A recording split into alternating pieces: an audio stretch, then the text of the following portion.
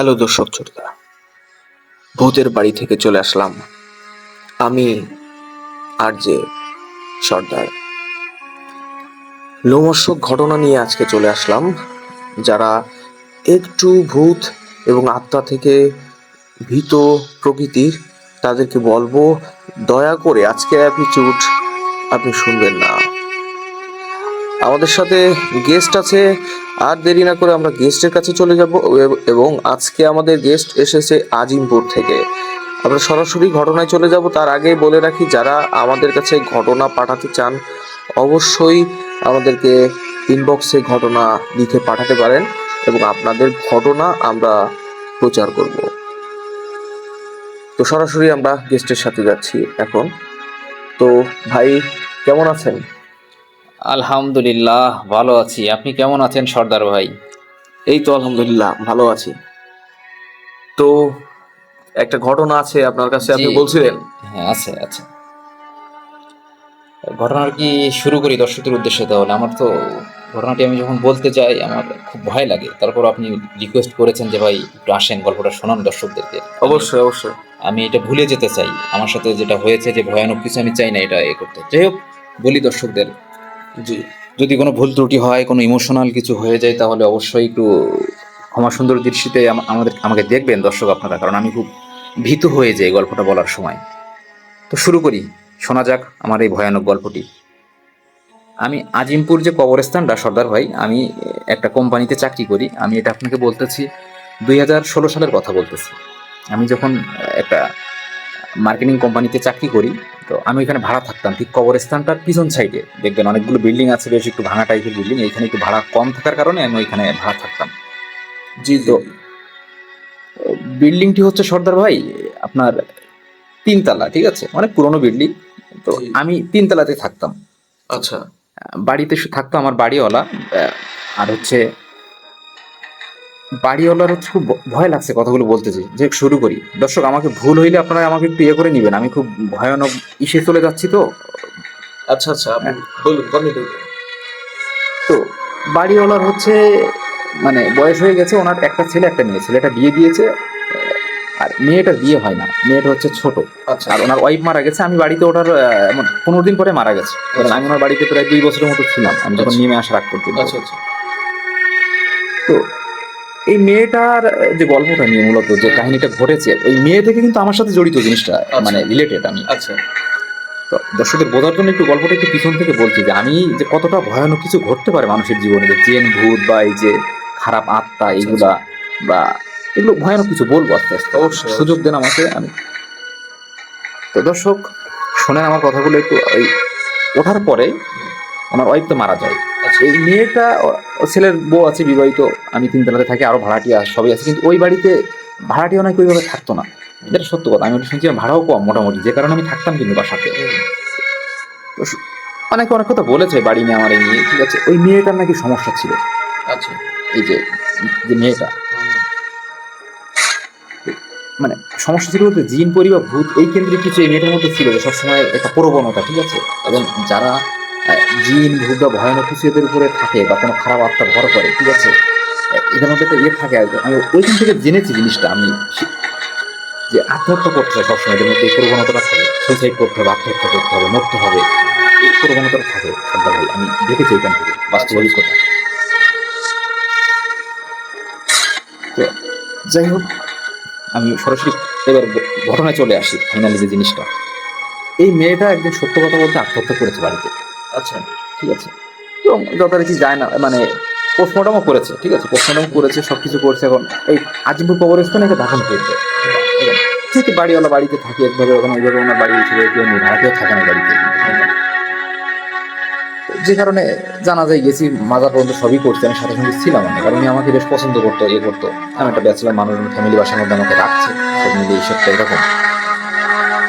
তো যেদিন ওই মেয়েটা কবর টবর দিয়ে আসছি, এই ওনার মানে বাড়িওয়ালা যে মুরব্বী টাইপের, উনি একটু কান্নাকাটি করছে। কিন্তু এই ওর যে ভাই আর ভাইয়ের যে বউ, এদের মধ্যে যে এটা আমি দেখছি, মানে তাদের যে ভিতরের যে এক্সপ্রেশনটা বা ক্ষোভ, মানে কোনো কষ্ট এরকম কিছু এরকম দেখছি না।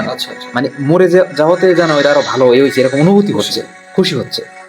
এটা আমার কাছে একটা খটকা লাগছে। এরকম হয়েছিল যে ওর ভাই আর ভাবি থেকে ওকে আত্মহত্যার জন্য বাধ্য করলো নাকি?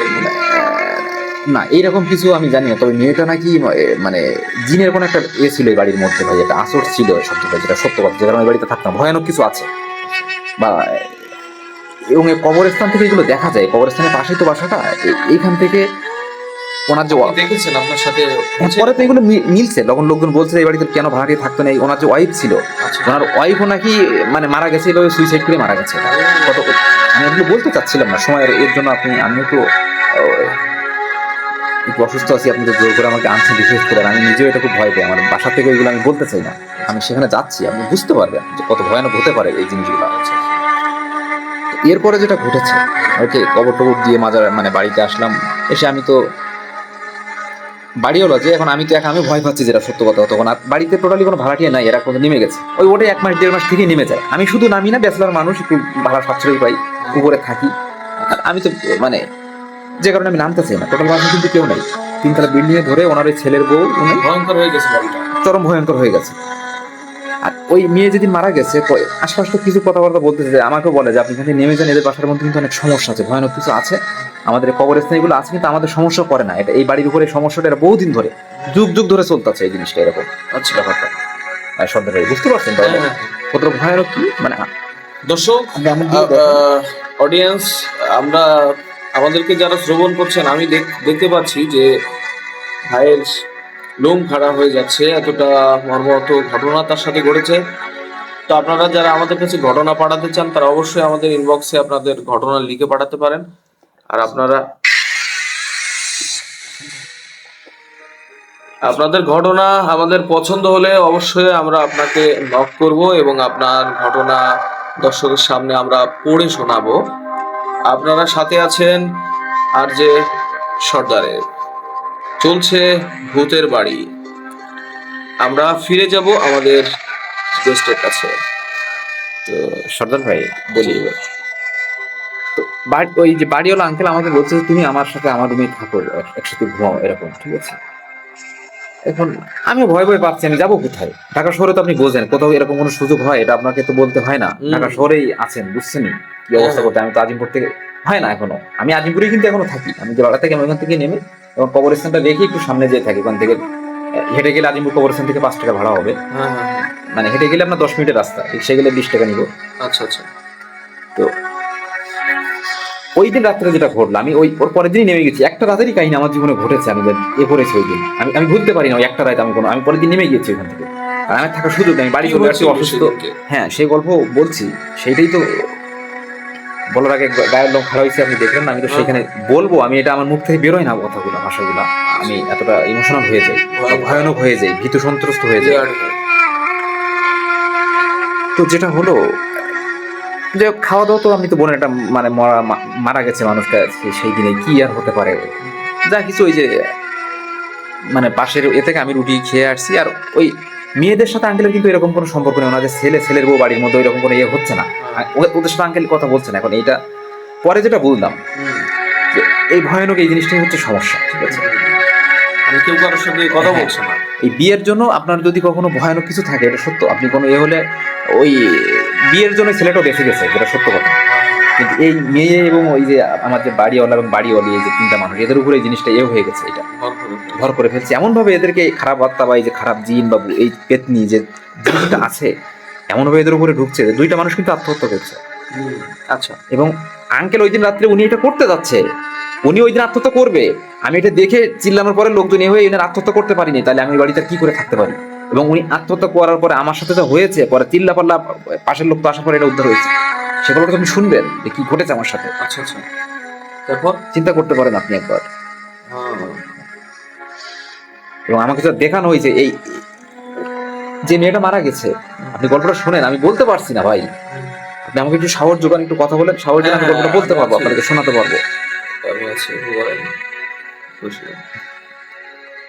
যখন এরকম রাত 12টা একটা বাজে, হঠাৎ করে আমার ঘুম ভাঙলে দেখি আঙ্কেল তো, আমি দেখছি স্পষ্ট, আমার চোখে আমি দেখছি এখন কি ঘটছে। তখন মানে ওই দিন পূর্ণিমা রাতি, হালকা হালকা আলো, চাঁদের আলো আসছে, বোঝা যাচ্ছে রুমের মধ্যে লোকজন আপনি দেখবেন, যেহেতু আপনার এটা 2 তলাতে, একটু আলো ঢোকে, আর ওই পাশে কবরস্থান তো আপনার একটু ফ্রি স্পেস থাকার কারণে চাঁদের আলোটা ভিতরে ঢোকে জানলা দিয়ে। আমি দেখছি আঙ্কেলের ওই মেয়ে খাটের ওইখানে বসা আছে, খাটের উপরে। আমার যখন ঘুম ভাঙছে, একটা রুমের মধ্যে খাট, আমি তো খাটের বসে, আঙ্কেল এই পাশে। আচ্ছা। কি ভাববেন আপনি? আঙ্কেলকে আমি কি দেখছি আপনি দেখবেন? আমার আমার পশমের অবস্থাটা দেখেন আপনি। আমি দেখছি আঙ্কেল ওই যে ফ্যানে গলায় দড়ি দিয়ে ঝুলছে। ও দর্শক শ্রোতা, আমি তো ফিল করতে পারছি, আপনারা কি ফিল করতে পারছেন যে এই দৃশ্য কিভাবে হয় দেখলে? তারপরে কন্টিনিউ। এইটা আমি যখন দেখলাম যে আঙ্কেলের এই অবস্থা, মেয়েটা ওইখানে পাশে বসা, আমি আমি মানে দেখার পরে তো আমি তো প্রথমে আমি একদম বেহুশের মতো, যে কি হবে এখন, কি হতে পারে। পরে আমি খুব জোরে মানে আমি যেটা বলতে পারি এখন, চিল্লাচ্ছি অনেক জোরে, কিন্তু এইটা আসলে কেউ শুনতেছে না। আওয়াজ হচ্ছে না। ঠিক, হ্যাঁ, স্বপ্নে দেখার মতো ঠিক যেমন হয় স্বপ্নে, এরকম এখন আমার কাছে মনে হয় এরকম। কারণ আমি তো পরে ওই ওনার যে ছেলে, এনাদের কাছে যখন শুনছি পরে যে জিনিসটা ইয়ে হয়ে গেল, যে এরকম এটা কি হলো, পরে ওনারা তখন এই ছেলেটা আমাকে বললো এটা ফিনিশিং। তারপর আমি বাসা থেকে নেমে গেছি, কিন্তু ঘটনাটা এবার শোনেন যে রাতে কি ঘটেছে। আচ্ছা বলেন। যে এটা যে দেখলাম, আমি অনেক জোরে জোরে চিল্লাচ্ছি, মানে কিন্তু এইটা কোনো ইয়ে হচ্ছে না। আমি দেখছি আপনার কবরস্থান দিকে যাচ্ছি, ঠিক আছে, মানে আমার পশম আসলে খারাপ হয়ে যাচ্ছে। যে জানলাটা আছে না ওইখান থেকে, আমি তো শুয়ে আছি, আমি উঠতে পারছি না, কিন্তু আমি দেখছি আঙ্কেল গলায় দড়িতে ঝুলছে, মেয়েটা পাশে বসা, এবং ওই জানলা থেকে একটা হাত আমার গায়ের উপর থেকে দিয়ে ওই মেয়েকে ডাকতে চাচ্ছে যে তোর বাবাকে নিয়ে আয়। তো কঠিন দৃশ্য পেলে আপনার চোখে পড়েছে। ভাবেন আপনি, আমার গায়ের উপর দিয়ে হাত দিচ্ছে, কিন্তু আমি চিল্লাচ্ছি, আমি ডাকছি পাশে যে ভাই কি আমাকে বাঁচান, আমাকে ইয়ে করেন, কিন্তু আমি মানে কোনো কথা বাইরে যাচ্ছে না। আচ্ছা আচ্ছা। এই আত্মাগুলো এইখানটা তখন এ করে, মানে রাত হয়ে গেলে এই আত্মাগুলো এই ঘরের মধ্যে আসে এবং এরা চলাচল করে এখানে এই জায়গাটাতে পুরো, মানে এদেরকে এ করতে পারে না। আচ্ছা আচ্ছা। এখন এইটা কেন এটা হয়েছে, এটা আমি তো পিছনের কাহিনী জানি না, বলতে পারবো না। যেটা আমি দেখেছি আমার সাথে ঘটেছে সেটা আপনাকে বলছি। এই অবস্থায় ইয়ে করতে করতে ধরেন প্রায় তখন 2 ঘন্টার মতো হবে, 2 ঘন্টা পরে যে প্রায় 4টা বাজে, তখন রাত ভোর হতে যাচ্ছে এই অবস্থা।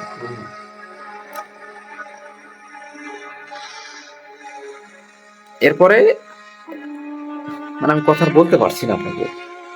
ওই যে ছেলেটা ছিল পাশে, ওনারা ওনারা যে কোনো ভাবে এসে আমার দরজা নক করছে বা এ করছে, দরজা মানে তখন দরজাটাও যখন নক করছে, মাঝখানে আপনি সেন্সলেস ছিলেন, আমি আপনি সেন্সলেস বলছিলেন। ছিলাম, আমি এগুলো দেখছি, কিন্তু আমি পরে ওনাকেও বলেছি এই জিনিসটা আমার সাথে এরকম হয়েছে, এরকম ঘটেছে, এরা কি করলাম কি। হ্যাঁ হ্যাঁ হ্যাঁ। পরে আমি দেখছি আঙ্কেল আমার পাশে খাটের উপরে কিন্তু আছে। ছেলেটা যখন ইয়ে করছে ডাকছে, তখন ও যে দরজা ধাক্কা থেকে করলো অনেকের পরে, আঙ্কেল আমি দেখছি তখন এটা আমারও যেন এটা ইয়ে হয়ে গেছে। আমি আঙ্কেলকে বলছি, আঙ্কেল এটা বিশ্বাস কোনো ব্যাপার না, তুমি স্বপ্ন দেখেছো। আমি তো নিজে জানি আমি স্বপ্ন দেখছি কিনা। আপনি আপনি তো নিজে ফিল করতে পারেন না, আপনি যদি স্বপ্ন দেখেন বা এ করেন আপনি এটা বুঝবেন না। কত কিন্তু এটা আমার সাথে আমি সব নিজে চোখে দেখছি, কিন্তু এটা ভৌতিক। পরে ছেলে আমাকে বললো যে ভাই আপনি এই সমস্যা আছে, আমার বাবার এই কাহিনীগুলো সত্য, এখন আপনি আমার এখানে দরকার থাকেন, উনি আমাকে ক্ষতি করে না কখনো, এরকম এ করে না, আচ্ছা আচ্ছা। ঠিক আছে।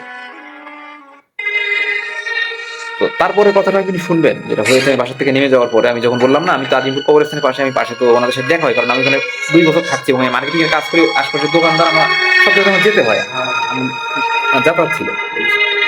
তো বাসার থেকে নেমে যাওয়ার পরে 1.5 মাসের মাথায় এই আঙ্কেল সুইসাইড করে মারা গেছে। ও, পরে সেটা আগে থেকেই আপনার এই স্বপ্নের মাধ্যমে দৃশ্যমান হয়েছে। দৃশ্যমান হয়েছে, জিনিসটা দেখছি যে এরকম। পরে ছেলে বলা পরে নেমে গেছে। শ্রোতা, আমরা এই লোমহর্ষক ঘটনা শুনছি, সাথে সাথে আপনাদের সাথে আছি আমি আর যে সর্দার। আপনারা শুনছেন ভূতের বাড়ি, আর যারা কমেন্টস করে তাদের ঘটনাগুলো দিতে যাচ্ছেন, আমি তাদেরকে বলবো আপনারা সরাসরি ইনবক্স করুন, এবং আপনাদের ঘটনা আমাদের পছন্দের হলে আমরা অবশ্যই আমাদের চ্যানেলে সেটা প্রচার করব। ধন্যবাদ। আমরা সরাসরি চলে যাচ্ছি আমাদের গেস্টের শেষ অংশটুকু শুনতে। তো শেষ আর কি বলেই তো ফেললাম সবকিছু শুনতে হবে, এই হচ্ছে অবস্থা। এখন আমি এখান থেকে যাব কি করে, আপনি আমার বাসায় পৌঁছানোর ব্যবস্থাটা করবেন। এরপর থেকে ওই কবরস্থান ওই আজিমপুর কবরস্থানটা আমি আপনাকে বলি, দর্শকদের উদ্দেশ্যে একটু বলি, আপনারা রাতে এই আজিমপুর কবরস্থানের আশপাশে যাতায়াত করবেন, এই জায়গাটা খারাপ আছে অনেক কিছু, ঠিক আছে, কারণ এখানে অনেক খারাপ আত্মা আছে যারা এ করে, বিভিন্ন রকমের মানুষকে এখানে এ করা হয়তো অনেক সমস্যা আছে।